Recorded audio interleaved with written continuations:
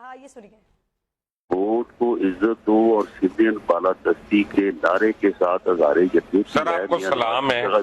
آپ کو میں سلام پیش کر رہا ہوں، لیکن معذرت کے ساتھ آپ نواز شریف صاحب کو لینے جا رہے ہیں، کو حج کے لیے نہیں نکلے کہ آپ حج پہ جاتے ہوئے وفات ہوگی تو حج قبول ہو جائے گا، نہیں یہ نہیں ہوگا، آپ ایک اہم آدمی کو لینے جا رہے ہیں، پلیز اس کو دو باتوں کو الگ الگ رکھیں۔ حج سے بڑا کام ہے، یہ حج سے بڑا کام ہے،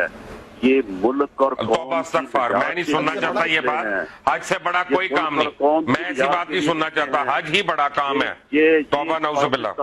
اللہ تعالیٰ ہمارے گناہ معاف کرے، لیکن نہیں میں نہیں سن سکتا یہ بات، نہیں نہیں سوری کیسے معاف ہو جائیں؟ نہیں رانا صاحب پلیز، رانا صاحب معذرت کے ساتھ، اب یہ بھی اللہ تعالیٰ نے بتانا ہے، اب یہ تو شرک ہے نا جو آپ کر رہی ہیں، یہ مت کریں گفتگو، یہ شرک ہے، یہ شرکیہ کلام ہے، یہ پلیز مت کریں، میں آپ کو ریکویسٹ کر رہا ہوں، یہ حقیقت ہے، آپ نہیں ڈیسائیڈ کر سکتے، اللہ تعالیٰ ڈیسائیڈ کرے گا، یہ اس سے بڑا جو ہے وہ کوئی مقدس کام اور ہو نہیں سکتا۔ شہزاد اس پہ کیا کہیں، لیڈر کی محبت میں ان آشفتہ سروں نے، اس کے آگے آپ خود ہی یہ مصرع کمپلیٹ کر دیجئے، بات وہ کر گئے، انہوں نے اتنی بڑی بات کر دی، اب یہ بات موضوع بحث بھی بن رہی ہے، اور اس کے بعد وہ ہمیشہ کی طرح کہہ رہے ہیں پوائنٹ سکورنگ آپ لوگ کرتے ہیں، آپ لوگ ایک چیز لے لیتے ہیں پھر لکیر پیٹتے رہتے ہیں۔